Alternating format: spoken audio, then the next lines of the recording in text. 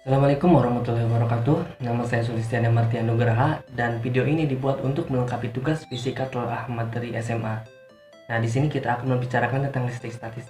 Seperti halnya yang kita ketahui, ketika kita membicarakan listrik statis, banyak sekali hal-hal luar biasa yang dapat kita angkat dan kita bicarakan.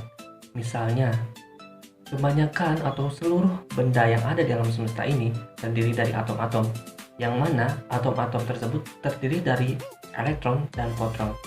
Dan kebanyakan benda-benda yang kita jumpai ini bersifat netral atau memiliki proton dan elektron yang sama. Ketika suatu benda tidak netral atau kelebihan elektron maupun kekurangan, hal tersebut akan menimbulkan reaksi yang hebat sekali, dan tentunya akan menimbulkan gejala misalnya seperti petir ataupun racikan listrik. Nah, untuk info-info yang lebih lanjut, simak terus videonya.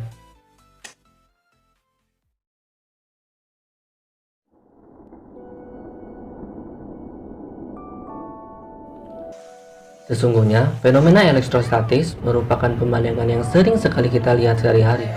Beberapa dari kita mungkin pernah iseng menggosokkan penggaris plastik pada rambut kita. Lihatlah apa yang terjadi. Potongan plastik kecil tersebut seakan tertarik oleh penggaris yang kita telah gosokkan tadi. Atau dalam skala yang lebih besar, fenomena elektrostatis sering Anda lihat pada timbulnya petir akibat loncatan muatan listrik statis di ionosfer. Beberapa contoh di atas adalah salah satu dari sekian banyak fenomena elektrostatis yang sudah menjadi perhatian manusia sejak ribuan tahun lalu. Sejak zaman Yunani, kira-kira 2600 tahun yang lalu, ada sebuah fenomena, sebuah benda mirip fosil kaca atau resin yang digosokkan dapat menarik benda-benda tertentu secara ajaib. Misalnya, pakaian yang terbuat dari bulu binatang. Fenomena ini telah menjadi perhatian banyak kalangan sampai berabad-abad kemudian. Saat itu, fosil tersebut dalam bahasa Yunani dinamai elektron. Dalam bahasa Inggris ini dikenal sebagai batu ambar atau amber, berasal dari bahasa Arab anbar. Kejadian alam ini belum dapat dijelaskan secara ilmiah, kecuali menganggapnya sebagai sebuah sihir semata. Pada tahun 1600-an, seorang dokter istana Inggris, William Gilbert, meneliti keajaiban batu ambar tersebut secara ilmiah dan membedakannya dari fenomena kemagnetan. Gilbert menamai gejala batu ambar ini dan gejala apapun yang serupa sebagai elektrik, atau dalam bahasa Indonesia disebut listrik. Sekarang, istilah elektrik atau listrik dipakai untuk menamai semua gejala yang berhubungan dengan ion, serta dinamikanya. Pada tahun 1700-an, seorang ilmuwan bernama Dufay menunjukkan bahwa ada dua jenis gejala kelistrikan statis. Pertama, bahwa gejala listrik ini dapat menimbulkan efek tarik-menarik pada benda-benda tertentu, dan yang kedua dapat menyebabkan efek tolak-menolak. Dari dua gejala ini disimpulkan terdapat dua jenis sumber listrik, yang kemudian disebut muatan listrik. Dufay menamai gejala ini dengan istilah resinus untuk yang bermuatan negatif, dan vitreous untuk yang bermuatan positif. Pada tahun 1752, seorang ilmuwan, sastrawan, politisi, dan terutama adalah seorang penggagas deklarasi kemerdekaan Amerika, Benjamin Franklin, kemudian menyatakan bahwa fenomena kilat dan batu ambar merupakan gejala yang sama dan menamakan atau memberi tanda kedua jenis listrik atau muatan ini disebut positif dan negatif. Penamaan ini dipakai hingga saat ini dan amat sangat membantu dalam menjelaskan gaya elektrostatis. Robert Millikan 1869 sampai 1953 kemudian melakukan eksperimen yang bertujuan untuk mencari harga muatan yang paling kecil yang bisa didapatkan. Percobaan Millikan dikenal sebagai percobaan tetes minyak atau oil drop. Percobaan ini dilakukan dengan meneteskan minyak dengan tetesan kecil melalui dua plat logam dengan beda potensial yang dapat diatur. Medan listrik yang dihasilkan dari kedua plat akan menarik muatan listrik dari tetesan minyak tadi pada plat bagian atas. Dan jika beda tegangan diatur agar cukup bisa mengimbangi gaya gravitasi pada tetes minyak, maka partikel-partikel minyak yang mengandung muatan tadi akan melayang karena keseimbangan gaya ini. Pada keadaan ini, gaya gravitasi yang dapat kita hitung sama dengan gaya elektrostatik, sehingga muatan dapat diketahui besarnya. Melalui banyak percobaan dengan tetes minyak yang beragam masanya, Maka secara umum muatan bisa diperoleh melalui gaya listrik sebanding atau sama dengan W atau gaya berat sama dengan Q dikali E sama dengan mg, sehingga didapatkan Q sama dengan mg per E. Nilai G dan E dapat diketahui, sedangkan M diukur melalui kecepatan terminal. Millikan mengamati bahwa hasil dari muatan listrik yang diperoleh selalu kelipatan dari 1,602 kali 10 pangkat minus 19 kolom. Hasil percobaan tetes minyaknya didapatkan harga muatan terkecil sebesar 1,6 kali 10 pangkat minus 19. Harga muatan ini dimiliki oleh partikel terkecil elektron, sehingga bilangan tersebut disebut E atau muatan elektron. Artinya, benda apapun yang bermuatan listrik, muatannya adalah kelipatan bilangan bulat dari harga E. Misalnya 1E, 2E, 3E, 4E, dan seterusnya. Atas percobaan ini, Millikan menerima hadiah Nobel bidang fisika. Fenomena bahwa muatan listrik merupakan bilangan bulat dari E dikenal sebagai kuantisasi muatan. Kuantisasi artinya dapat dihitung menjadi bagian-bagian terkecil. Sebagaimana kita ketahui bahwa benda-benda non-konduktor memiliki muatan yang netral. Ini berarti bahwa jumlah muatan positif dan negatif di dalamnya sama. Dan karena setiap benda terdiri dari atom, maka dengan demikian jumlah muatan elektron akan sama dengan inti atom yang notabene bermuatan positif. Jika karena sesuatu hal elektron dalam atom atau benda berpindah, maka benda atau atom kehilangan atau kekurangan elektron, dan dengan demikian menjadi bermuatan positif. Benda atau atom yang bermuatan positif ini cenderung menetralkan diri sebagai sifat dasarnya, dan ketika bertemu dengan benda lain yang kelebihan elektron, maka benda yang bermuatan positif akan mendekat. Pada tahun 1768, melalui sebuah percobaan, Coulomb mendapatkan bahwa muatan-muatan sejenis akan menimbulkan efek tolak-menolak, dan muatan-muatan yang berlainan jenis akan saling tarik-menarik.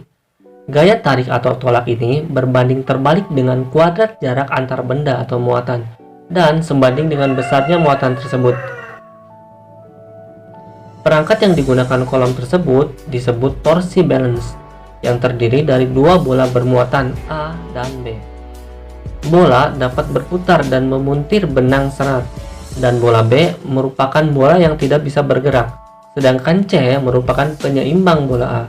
Gaya elektrostatis timbul ketika bola bermuatan B, seperti pada gambar, mendekati muatan A. Jika muatannya sejenis, muncul gaya elektrostatis, sehingga batang A, C berputar. Besarnya gaya elektrostatis ini sebanding dengan putaran dari pasangan bola AC. Putaran ini melalui serat fiber ringan D yang terukur melalui semacam busur E.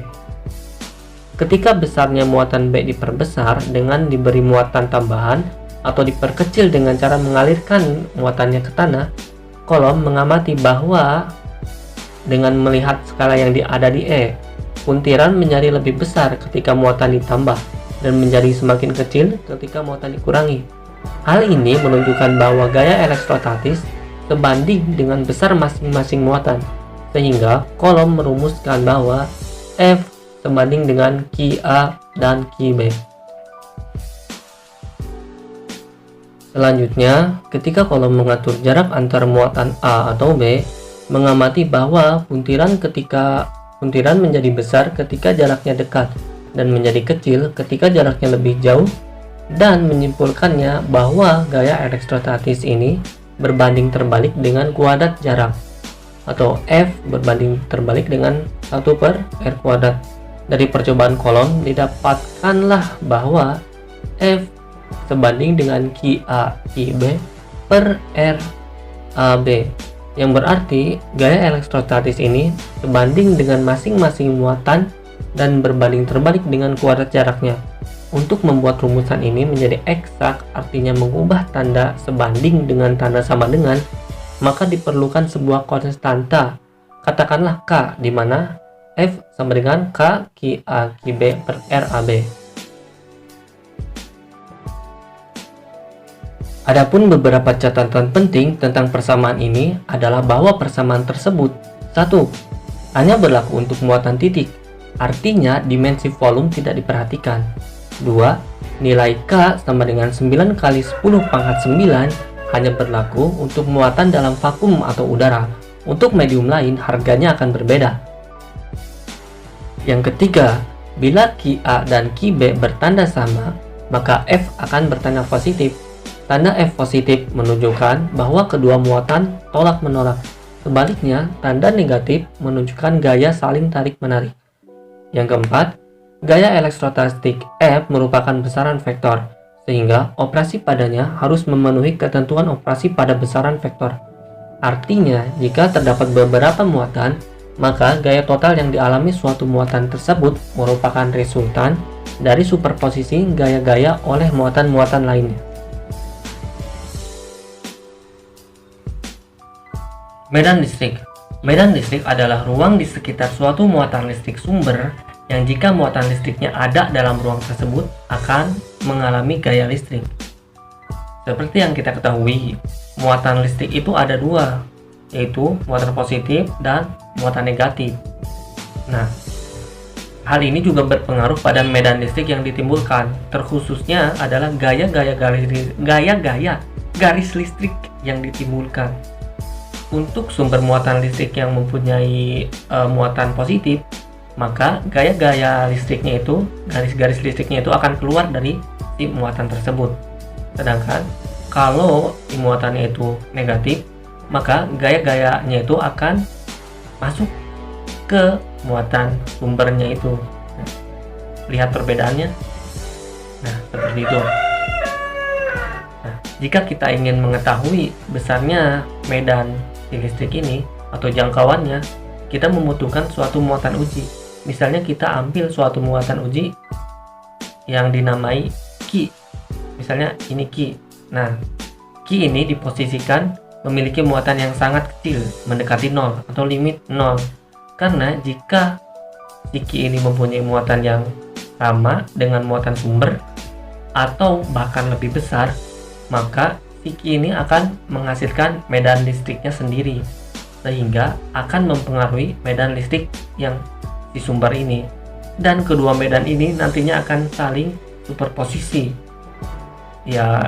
Jadi nanti resultannya itu ya keduanya ini. Nah, untuk meminimalisir hal tersebut, maka si Ki ujinya itu harus sangat kecil atau mendekati 0. Seperti itu. Misalnya, ini terserah ya, kalau muatan sumber itu bisa positif atau negatif. Misalnya di sini muatan positifnya positif, bisa lah di sini. Nah, untuk muatan uji itu harus muatan itu positif ya, karena arahnya itu radial. Misalnya ini positif dan muatan sumbernya itu positif. Nah, ini kan garis-garis medannya ya. Nah, karena positif dengan positif, maka mereka itu akan tolak menolak, dan si muatan sumber ini mempunyai medan listrik yang akan mendorong si Ki ini keluar atau ke tepi jangkauan dari medan listrik sumber ini, akan didorong. Nah, seperti itu. Nah, sedangkan medan listrik di sini kita tidak memperhatikan besar muatan ujinya itu. Hanya kita itu memperhitungkan jaraknya. Jadi, medan listrik yang diterima Ki uji ini tergantung jaraknya dan tidak tergantung dari besarnya muatan uji tersebut. Maka dari itu, E-nya itu kan kita tahu E sama dengan K Ki sumber per R kuadrat. R kuadratnya itu jaraknya, jarak muatan uji ke jarak sumber. Nah, jarak sumber ke muatan uji. Nah, itu seperti itu. Ketika si muatan ini uji ini terdorong jauh. Nah, ketika sudah tidak terdorong lagi, nah berarti kita tahu di situ adalah batas dari medan listrik yang ditimbulkan oleh sumber ini. Nah, berarti daerah kesan itu sudah tidak terpengaruh oleh sumber listrik lagi. Selanjutnya yaitu energi potensial listrik dan potensial listrik. Misalnya kita mempunyai suatu muatan sumber positif, misalnya Q muatan sumber positif itu, dan dalam muatan sumber tersebut kan menghasilkan medan listrik. Nah, dan di dalam medan listrik itu terdapat suatu muatan yang kita beri nama Q aksen dengan Q kecil. Nah, di sini Q aksen, Q aksen. Nah, kita akan berusaha memindahkan si Q aksen ini dari titik A menuju ke titik B. Nah, ya, tepat di situ. Nah, kita tahu bahwa rumus usaha sama dengan W sama dengan F dikali delta S. Nah, hal tersebut juga kita pakai dalam pemindahan si muatan ini dari titik A ke titik B. Jadi, usaha yang dilakukan dari titik A ke titik B sama dengan WAB sama dengan integral RBRA dikali F. Nah, DR, FDR. Mengapa pakai integral? Mengapa pakai DR? Mengapa tidak pakai delta S? Karena ini kan kita berbicara tentang muatan, jadi kita tidak tahu seberapa jauh yang dipindahkan atau sekecil apa kita tidak tahu. Jadi kita memakai integral. Dan mengapa RB yang di atas? Karena potensial RB itu lebih besar dari potensial si RA. RA ini, titik A ini, kita tidak tahu jaraknya, bisa tak terhingga atau berapa, pokoknya jauh. Kita akan pindahkan ke dekat ke muatan si sumber ini. Jadi kita akan membedakan benda yang dari potensial rendah ke potensial tinggi. Nah, kita lanjut ke persamaannya. Jadi WAB sama dengan integral RBRA. F-nya itu kita ganti dengan hukum Coulomb. Seperti sudah kita pelajari sebelumnya, hukum Coulomb bunyinya itu kaki Q aksen dr per R kuadrat. Kemudian sama dengan kaki Q aksen RB RA per R kuadrat dr. Sama dengan, dan hasilnya kita tahu WAB sama dengan minus kaki Q aksen 1 per R garis lurus RBRA. Nah, gitu. Terus kita lanjutin lagi, WAB sama dengan minus kaki Q aksen tanda kurung 1 per RB minus 1 per RA. Dan ketemulah hasilnya sama dengan EPB min EPA. Nah, WAB hasil akhirnya yaitu EPB min EPA. Nah, kita cermati yang ada dalam kotak ini, kotak ini. Nah, kotak ini ya, kita cermati. Kan sebelumnya itu ada tanda minus ya, yang di sini nih. Nah, yang di sini minus kaki Q aksen. Harusnya kan yang di kanan ini minus EPB, tetapi kok nggak ada minusnya. Nah, kita di sini meninjau tentang gravitasi. Jadi gravitasi kan memindahkan suatu gravitasi itu mempunyai usaha yang positif ya. Karena misalnya gravitasi, dia tuh akan memindahkan sebuah benda ini ke bawah. Nah, dia memindahkan benda dari yang potensial tinggi ke potensial rendah. Maka dari itu, di gravitasi itu dikatakan melakukan usaha positif karena memindahkan dari potensial tinggi ke potensial rendah. Nah, sedangkan di sini kebalikannya. Kita memindahkan suatu muatan dari titik yang jauh yang tidak terjamah oleh medan listrik itu ke dekat dengan sumber medan listrik itu. Jadi potensial yang hampir nol atau tidak ada menuju ke potensial yang tinggi. Nah, hal tersebut berarti usahanya itu bernilai negatif. Jadi W sama dengan minus. Nah, tanda minus ini kita coret di sini, dihilangkan. WAB sama dengan, kan ini persamaannya udah ada, WAB minus kaki Q aksen. Nah, di situ kita coret minusnya. Jadi ketemulah EPB minus EPA. Tuh.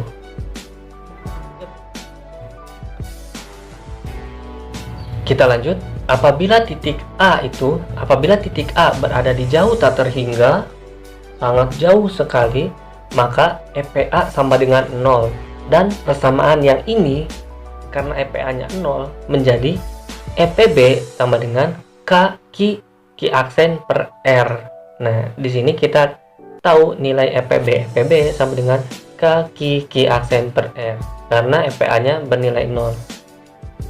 Energi potensial persatuan muatan positif disebut potensial listrik yang diberi lambang V.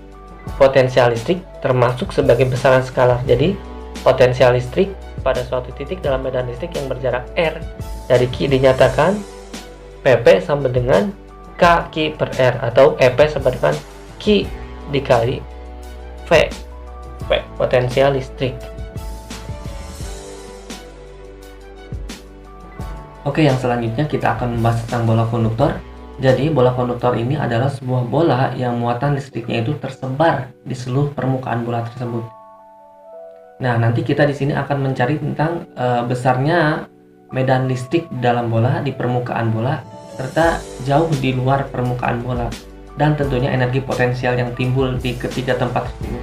Untuk yang pertama, kita akan bahas tentang yang berada di dalam bola konduktor. Nah, bisa lihat gambarnya, seluruh muatan yang ada itu terdistribusi merata pada permukaan bola. Hal tersebut dikarenakan muatan-muatan yang sama akan cenderung menolakkan dirinya dan menjauhkannya dari sesamanya, sehingga mereka akan terus menjauh dan terperangkap pada permukaan bola, yang mengakibatkan kekosongan muatan di dalam bola. Nah, sehingga E di sana itu sama dengan 0. Selain itu, nilai potensial listrik di dalam bola tersebut juga nilainya akan sama dengan potensial listrik yang berada pada permukaan bola. Karena kita tahu potensial listrik adalah nilai energi yang dimiliki persatuan muatan. Nah, karena tidak ada muatan di dalam bola, adanya di permukaan bola, sehingga nilai potensial yang ada di dalam bola akan sama dengan nilai potensial yang ada pada permukaan bola. Untuk yang kedua yaitu di permukaan bola konduktor. Nah, bisa dilihat pada gambar ya. Nah, jika kita menggunakan persamaan Gauss, jadi flux listrik sama dengan E kali A, dan satu persamaan lagi flux sama dengan Q per epsilon 0. Nah, di sini A itu diganti dengan luas permukaan bola. Jadi 4VR kuadrat. Nah, di sini bisa kita operasikan E sama dengan 4VR kuadrat per Q sama dengan Q per epsilon 0 sama dengan 1 per 4V epsilon 0. Nah, 1 per 4V epsilon 0 ini biasa disingkat oleh kita dengan K. Jadi, E sama dengan K I per R kuadrat. Catatan, R kuadrat di sini atau R di sini itu sebagai jari-jari ya. Nah, itu nilainya. Dan nilai potensialnya juga sama. Untuk yang ketiga yaitu di luar bola konduktor. Nah, kita bisa menggunakan cara yang sama seperti kita menjalankannya pada permukaan bola konduktor. Hanya saja kita menyesuaikan jarak dari ruang Gauss yang ingin kita buat. Jadi seberapa jauh ruang lingkup yang akan kita ukur dari titik pusat si bola konduktor itu. Di sini kita ibaratkan sejauh R ya. Nah, itu bisa dilihat pada gambar sejauh R. Jadi kita yang digunakan nanti jaraknya itu R, bukan si jari-jari tetapi R kecil. Nah, cuma itu perbedaannya. Yang untuk pembahasan selanjutnya yaitu kapasitor. Jadi kapasitor adalah komponen elektronika yang digunakan untuk menyimpan muatan listrik dalam jangka waktu tertentu. Kemampuan kapasitor untuk menyimpan energi listrik disebut kapasitansi yang diberi lambang C. Nah, kita di sini bisa lihat langsung pada gambar. Nah, ini adalah contoh gambar kapasitor. Kapasitor itu awalnya prinsip kerjanya seperti ini. Misalnya ada sebuah aliran listrik dan sebuah plat logam ya awalnya. Nah, kemudian si aliran listrik ini yang terdiri dari elektron ya, di sini elektron yang mengalir itu diberi gaya yang mendorong si elektron tersebut agar berkumpul pada plat logam. Tentu si elektron itu akan berkumpulkan di plat logam. Setelah pada kondisi tertentu, setelah jenuh, si elektron tersebut kan nggak masuk lagi, sehingga akan menimbulkan gaya lawan keluar yang sama besarnya dengan gaya yang mendorong si elektron tersebut masuk.